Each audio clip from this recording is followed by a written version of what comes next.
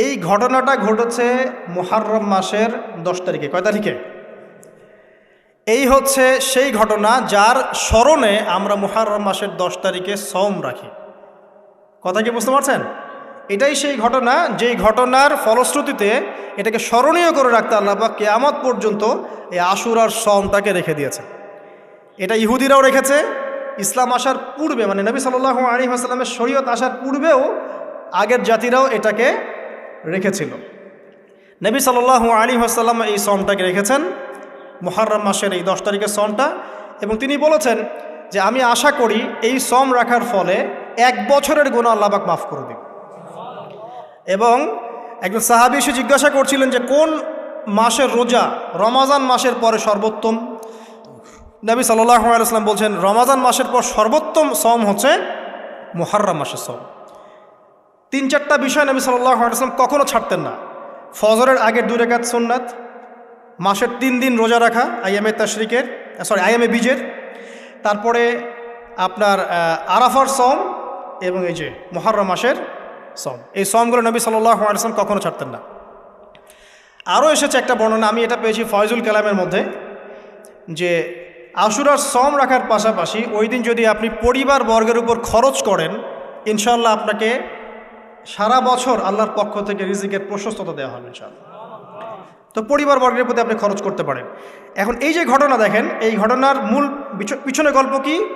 জালেমের ধ্বংস, মাজলুমের মুক্তি, তাই তো? জালেমের ধ্বংস, মাজলুমের মুক্তি, এটাকে স্মরণীয় করে রাখার জন্যে আল্লাহ রাব্বুল আলামিন এই আশুরার সওমটাকে রেখেছেন। নবী সাল্লাল্লাহু আলাইহি ওয়াসাল্লাম বলেছেন যে ইহুদিরা একদিন রাখে, 10 তারিখে সওম রাখে। আমি যদি বেঁচে থাকি ইনশাআল্লাহ আগামী বছর 9 তারিখ বা তার পরে, একদিন আগে বা একদিন পরে আমি সওম রাখবো। কোনো বর্ণনা এসেছে একদিন আগে 9 তারিখে সওম রাখবো। তো আমরা 2টো রাখার চেষ্টা করবো। কয়টা? 2টো, হয় 9-10 অথবা 10-11 ইনশাআল্লাহ। আশা করো যে 1 বছরের গুনাহ আল্লাহ পাক মাফ করে দেবেন ইনশাআল্লাহু তাআলা। আর বেশি বেশি মুহররম মাসে সওম রাখতে পারেন, ইস্তেগফার করতে পারেন, তাসবিহ তাহলিল করতে পারেন, এবং এই মাসে যে ঘটনাটা ঘটেছে আপনার মুসা আলাইহিস সালাম এবং ফিরআউনের, এই ঘটনাটাকে চর্চা করবেন, এটাকে প্রচার করবেন, প্রসার করবেন, এর মতো থেকে শিক্ষাগুলোকে নিজের জীবনে বাস্তবায়ন করার চেষ্টা করবেন ইনশাআল্লাহ তাআলা। আল্লাহ পাক সবাইকে তৌফিক দান করুন, আমিন। শেষ করার আগে আমি এই কনক্লুসিভ জায়গাটাতে যাচ্ছি। দেখেন, এরপরেও কিন্তু বনু ইসরাইল শুধরে যায় নাই। তারা চোখের সামনে দেখলো যে ফেরাউন ডুবে মরল, তারা পার হয়ে গেল। ঠিক পার হয়ে যাওয়ার পরেই অল্প কয়েকদিনের ব্যবধানেই তারা বাছুর পূজা শুরু করেছিল। কি পূজা? সামেরি নামক একজন ব্যক্তি সোনা দিয়ে একটা মানে গরুর মূর্তি করেছিল, এই মূর্তি পূজা তারা শুরু করেছে এই মুক্তির মাত্র কয়েকদিন পরে। এটা সেই বনু ইসরাইল। তারপরে যখন মুসা আলাইহিস সালাম তাদেরকে রেখে গিয়েছেন তুর পাহাড়ে আল্লাহর সাথে একান্ত সাক্ষাতের জন্য, কথাবার্তা বলার জন্য, তাওরাত আনার জন্যে, এই 40 দিনের ব্যবধানেই তারা আবার শিরক করা শুরু করেছে। মুসা আলাইহিস সালাম সেই তাওরাত এনে দেখেছেন যে তারা পথভ্রষ্ট হয়ে গেছে, এবং তিনি রাগে তাওরাত ছুঁড়ে মেরেছিলেন, এটাও কোরআনে আছে। এবং তার ভাই হারুন তার চুল এবং দাড়ি তিনি চেপে ধরেছিলেন, তোমাকে রেখে গেলাম, তুমি কি করলা? তখন হারুন আলাইহিস সালাম বলেছিলেন যে আমি আমার নিজের নফসের ভয় করছিলাম যে তারা আমাকে হত্যা করে ফেলতে পারে, অথবা বনু ইসরাইলের মধ্যে বিভক্তি সৃষ্টি হতে পারে, এই জন্য আমি কিছু বলতে পারি, আমি মাজলুম ছিলাম।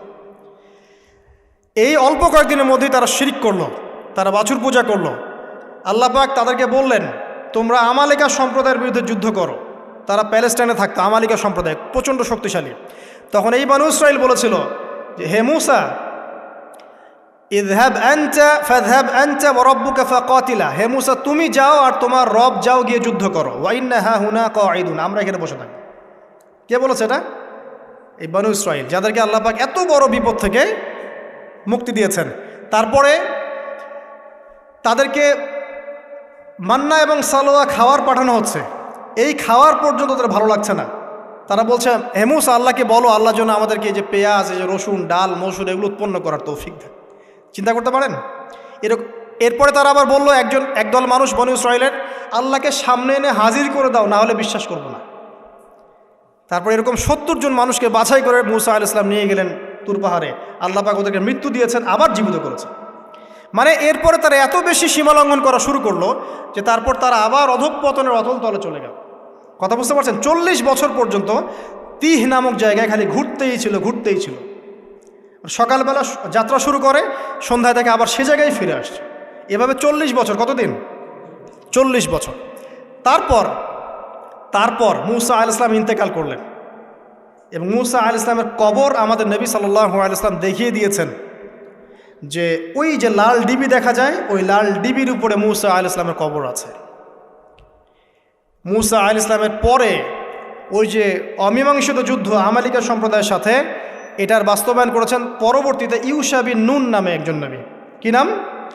ইউশা বিন নুন। তার নেতৃত্বে তালুত নামক সেনাপতি এই যুদ্ধের নেতৃত্ব দেন এবং ওদের দলের মধ্যে ছিল বড় যোদ্ধা, তার নাম জালুত। এটা সূরা বাকারার মধ্যে পাবেন।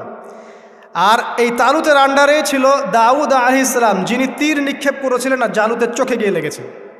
কথা বুঝতে পারছেন? এই যুদ্ধে ইউশা বিন নুনের নেতৃত্বে এই যুদ্ধে বনু ইসরায়েল জয়লাভ করে ওই ফিলিস্তিন দখল করে এবং ফিলিস্তিনের প্রবেশাধিকার পায়। তারা ওই বাইতুল মাকদাস সহ পুরো হোলি ল্যান্ড, যেটাকে বলি পবিত্র ভূমি, তারা সেখানকার অধিবাসী হওয়া শুরু করে। আল্লাহ পাক তাদেরকে সেই জায়গা দান করেন এবং আল্লাহ পাক শর্ত দান করেন, তোমরা যদি সৎ থাকো এই জায়গা তোমাদের আন্ডারে থাকবে, এটা অসৎ হও, সীমা লঙ্ঘন করো, আবার আগের মতো এখান থেকে তোমাদেরকে বের করে দেওয়া হবে। তারা কিছুকাল সৎ ছিল, তারপর তারা দুইবার সীমা লঙ্ঘন করেছে। কয়বার? 2 বার। এই 2 বার সীমা লঙ্ঘন করার কথা সূরা বানী ইসরাঈলের মধ্যে আছে। ওয়ালা তা'আলুন্না উলুওয়ান কাবীরা লা তুফসিদুন্না ফিল আরদি মাররাতাইন, দেখবেন পড়ে। একবার যখন সীমা লঙ্ঘন করলো তখন রোমানদের দ্বারা এরা মার খেয়েছে। রোমানরা এসে এদেরকে পিটিয়ে সেখান থেকে বের করে দিয়েছে। তারপরে আবার যখন সীমা লঙ্ঘন করলো তখন নেবুজাত নেজার নামক একজন রাজা, সে গিয়ে আবার ওদেরকে বের করে দিয়েছে। বের করে ওদেরকে দাসত্বের শৃঙ্খলা আবদ্ধ করে ব্যাবিলনের কাছে নিয়ে এসেছে। এই জায়গাটা একটু ভালো করে বোঝেন। 2 বার সীমা লঙ্ঘন করেছে, আমি শেষ করছি। 2 বার সীমা লঙ্ঘন করেছে। একবার রোমানরা তাদেরকে শায়েস্তা করেছে, আর একবার নেবুজাত নেজার তারা শায়েস্তা করেছে। আচ্ছা, দ্বিতীয়বার শায়েস্তা করার পর তাদেরকে দাস বানিয়ে ইরাকে নিয়ে আসা হয়। কোথায়? ইরাকে, ব্যাবিলন এই সভ্যতায়। এবার বনু ইসরাঈলরা আবার সেই দাসত্বে আসলো। যেই মিশরের দাসত্ব থেকে আল্লাহ পাক মুক্তি দিয়ে এইখানে নিয়ে গেলেন, আবার সেই বনু ইসরাঈল দাসত্বের শৃঙ্খলা আবদ্ধ হলো। কথা কি বুঝতে পারছেন? অনেক লম্বা হিস্ট্রি। এবার এই দাসত্বের জীবন যখন চলছে তখন তারা আপোষে কথাবার্তা বলতো, চর্চা করতো। কি চর্চা? যে আমাদের তাওরাতে কিন্তু লেখা আছে একটা কথা। কি কথা লেখা আছে? যে একজন মসিহ আসবে আমাদের। কি আসবে? মসিহ। যখন সেই মসিহ আসবে ত্রাণকর্তা, তখন আমরা আবার বিশ্বের রুলিং স্টেট হব, আবার সেই জায়গা দখল করতে পারব। এটা কোথায় লেখা আছে? তাওরাতে কিন্তু এখনও আছে টিল নাও। এবং আজকে সকালে আমি এগুলো পড়েছি, টাটকা কথা বলছি। তাওরাতে আমি নিজে দেখেছি, এখনও এই কথা আছে যে আমাদের একজন ত্রাণকর্তা আসবে, যিনি আসলে কিন্তু আমরা আবার বিশ্বের শাসনভার ফিরে পাব। এটা কখন তারা আলোচনা করছে? যখন তারা এখানে দাস। এরপর আল্লাহ পাক সেই ত্রাণকর্তাকে পাঠালেন। তার নাম কি? ঈসা ইবনে মারইয়াম। মাশাআল্লাহ, ঈসা ইবনে মারইয়াম ছিলেন সেই মাসিহ। কিন্তু এরা সেই মাসিহকে চিনতে ভুল করলো, ব্যর্থ হলো। বরং তারাই আবার ঈসা আলাইহিস সালামকে হত্যা করার চেষ্টা করলো। আল্লাহ পাক বলছেন ওয়ামা কাতালুহু ওয়ামা সালাবুহু, তারা ঈসা ইবনে মারইয়ামকে হত্যাও করে নাই, ক্রুশবিদ্ধ করতে পারে না। বাল রাফাআহু আল্লাহু ইলাইহি, বরং আল্লাহ পাক তাকে তার কাছে উঠিয়ে নিয়েছেন। আমাদের এই সমাজে কাদিয়ানি যারা আছে, এরা কিন্তু বিশ্বাস করে না যে ঈসা আলাইহিস সালামকে উঠিয়ে নেওয়া হয়েছে। কথা বুঝতে পারছেন? কোরআন স্পষ্ট করে বলছে বাল রাফাআহু আল্লাহু ইলাইহি, আল্লাহ পাক তাকে তার কাছে উঠিয়ে নিয়েছেন। কিভাবে উঠিয়েছেন, কোন অবস্থায় তিনি আছেন, এটা জানার দরকার আছে আমার। আল্লাহ পাক উঠিয়ে নিয়েছেন এবং সশরীরেই তিনি সেখানে কিভাবে জীবিত আছেন আল্লাহ ভালো জানেন। ওরা কিন্তু এটা বিশ্বাস করে না। আর এই ফিতনাগুলো দিন দিন ছড়িয়ে পড়ছে সমাজের মধ্যে। সতর্ক থাকবেন, খুব সতর্ক থাকবেন। তো সত্যিকারের মাসিহকে তারা চিনতে ব্যর্থ হলো, তাকে হত্যার চেষ্টা করলো। আল্লাহ পাক তাকে উঠিয়ে নিলেন এবং ওদের উপর আযাব দিলেন। কি আযাব? ওরা মিথ্যা একজনকে সত্য মাসিহ মনে করবে এবং তার অনুসরণ করবে, এবং আল্লাহ রাব্বুল আলামিন তাদেরকে আবারও সেইভাবে ধ্বংস করবেন, ঠিক যেভাবে তাদেরকে লোহিত সাগরে ডুবিয়ে মেরেছে। ফেরাউনকে যখন ডুবিয়ে মারা হয়, তারপরে এই যে 1907 সালে তার মমিটা আবিষ্কার করা হয়, তার আগে মমিটার সন্ধান পাওয়া গেছে 1897 সালের দিকে। কত সালের দিকে? এই যে 1897 সালের দিকে। আর 1907 সালে এটাকে মমিটা গবেষণা করে রেজাল্ট জানিয়ে দেওয়া হয় যে এটা সেই ব্যক্তিরই মমি, নিশ্চিত। এখন একটা জিনিস মিলাচ্ছে আপনাদের সামনে। যখন থেকে ফেরাউনের মমি পাওয়া গেছে তখন থেকে পৃথিবীতে দেখবেন একটা রেভলিউশনও চলছে। এটাকে বলে জায়নিস্ট মুভমেন্ট। কি মুভমেন্ট? Zionist movement. এবং এরা বিশ্বকে রুল করতে চায়, নেতৃত্ব দিতে চায়, সারা বিশ্বের প্রতিটা জায়গা তারা দখল করতে চায়, পলিটিক্যাল জায়গাগুলো, ইকোনমিক জায়গাগুলো, ব্যবসা, প্রযুক্তি, টেকনোলজি, সব কিছু। এবং সত্যি কথা বলতে এখন বিশ্বটাকে তারাই নিয়ন্ত্রণ করছে, এটাই সত্যি কথা। এখানে আপনি খেয়াল করে দেখেন, তাদেরকে বলা হচ্ছে একজন মেসি আসবে, যিনি আসলে তারা আবার সেই ক্ষমতা ফিরে পাবে। কিন্তু সেই মেসিকে তারা চিনতে ভুল করলো।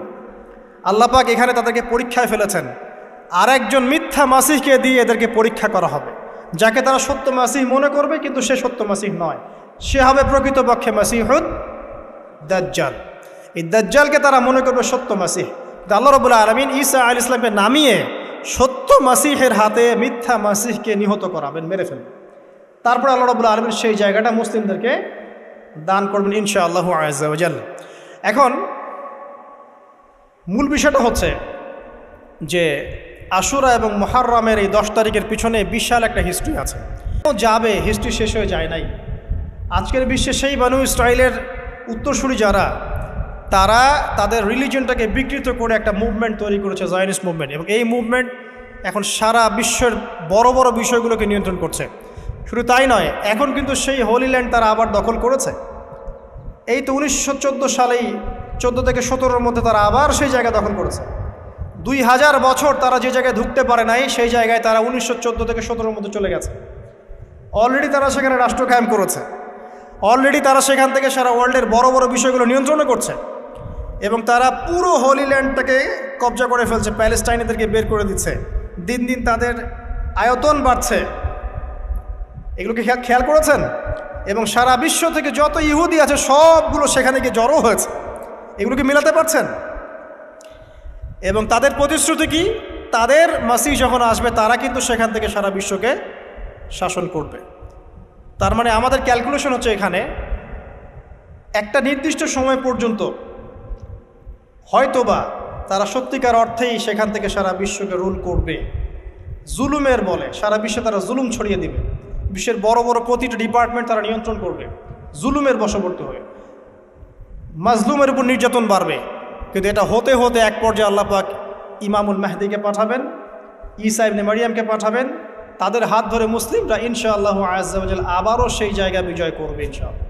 এবং ইতিহাসে সর্বশেষবারের মতো ওদেরকে সেই হোলি ল্যান্ড থেকে বের করে দেওয়া হবে। আল্লাহ রাব্বুল আলামিন ঠিক যেভাবে একদিনের মধ্যে লোহিত সাগরে ফেরাউন এবং তার দলবলকে এনে ডুবিয়ে দিয়েছেন, ঠিক সেভাবে আল্লাহ পাক আরেকটা পরিকল্পনা করেছেন, যাতে করে সমস্ত জালেমকে একটা জায়গায় নিয়ে গিয়ে ডুবিয়ে মেরে দেওয়া যায়। সেই জায়গাটাই হচ্ছে জেরুজালেম। এখানে আরও একটা ঘটনা ঘটবে ইতিহাসে, সেটা হচ্ছে যে সমস্ত জালেম যারা জুলুম করছে সারা বিশ্বের উপরে, তাদেরকে সেখানকার কর্তৃত্ব দেওয়া হবে। আল্লাহ পাক সুকৌশলে ওদেরকে এখানে টেনে নিয়ে আসবেন। তারপরে এক দফায় ইমামুল মাহদি এবং ঈসা ইবনে মারিয়ামের হাত দিয়ে দেখবেন সমস্ত জালেমকে এখানে কুপকাত করে ফেলা হবে ইনশাআল্লাহ। এবং এটা হবেই। তারপরে ঈসা ইবনে মারিয়াম সেখানে ইমামুল আদল, একজন ন্যায়পরায়ণ বাদশাহ হিসেবে, সেখানে নবী এবং বাদশাহ হিসেবে তিনি সেখানে দায়িত্ব পালন করবেন। একাধারে 40 বছর তিনি ইনশাআল্লাহ তাআলা সারা বিশ্বকে শাসন করবেন। ইমামুল মাহদি আগেই মৃত্যুবরণ করবেন, কিন্তু ঈসা ইবনে মারিয়াম তারপরেও বেঁচে থাকবেন। ঈসা ইবনে মারিয়াম বিয়ে শাদী করবেন, তার সন্তান সন্ততি হবে, তিনি মৃত্যুর স্বাদ গ্রহণ করবেন, তাকে দাফন করা হবে নবী সাল্লাল্লাহু আলাইহি ওয়াসাল্লামের কবরের পাশে। এরপরেও মানুষ আবারও খারাপ হওয়া শুরু করবে, যে রাস্তাঘাটে দাঁড়িয়ে তারা জেনা করবে। এবং ওই সর্বনিকৃষ্ট মানুষদের সামনে আল্লাহ পাক মহাপ্রলয় বা কিয়ামতটা ঘটাবেন। হিস্ট্রি এভাবে শেষ হবে। তার মানে আমরা বুঝতে পারছি যে আশুরা এবং মুহররমের এই 10 তারিখের সাথে মূসা আলাইহিস সালাম, ফেরাউন, বানু ইসরাইল এবং বর্তমান প্রেক্ষাপটে জায়নিজম, ইহুদি জাতির উত্থান, ইসরায়েল, প্যালেস্টাইন এগুলো জড়িত আছে। এই পুরো বিষয়টাকে খুব ভালো করে আপনারা স্টাডি করেন, আর অনেক তথ্য ইনফরমেশন পাবেন, আপনার অন্তর্চক্ষু খুলে যাবে ইনশাআল্লাহ। একটা জুমার খুতবায় যতটুকু বলা সম্ভব এতটুকু বলার চেষ্টা করেছি, কিন্তু সময় সংকীর্ণতার কারণে আমি আর লম্বা করতে পারছি না। আল্লাহ রাব্বুল আলামিন আমরা সবাইকে আশুরা এবং মুহররমের পিছনের এই ঘটনাগুলো বোঝার তৌফিক দান করুন। সারা বিশ্ব জুড়ে ফেরাউনি যে রাজত্ব চলছে, এখান থেকে মাজলুমদেরকে আল্লাহ পাক মুক্ত করুন। আল্লাহ রাব্বুল আলামিন আমাদের সবাইকে আল্লাহ পাকের খাস রহমতে তার দাসত্ব করার তৌফিক দান করুন। আল্লাহ পাকের অবাধ্যতা থেকে আমাদেরকে হেফাজত করুন। আল্লাহ পাকের গায়েবী মদত আমাদের উপরে আল্লাহ পাক নাজিল করুন। মুসলিম জাতির উপরে যত নির্যাতন নিপীড়ন আল্লাহ পাক এখান থেকে আমাদেরকে হেফাজত করুন।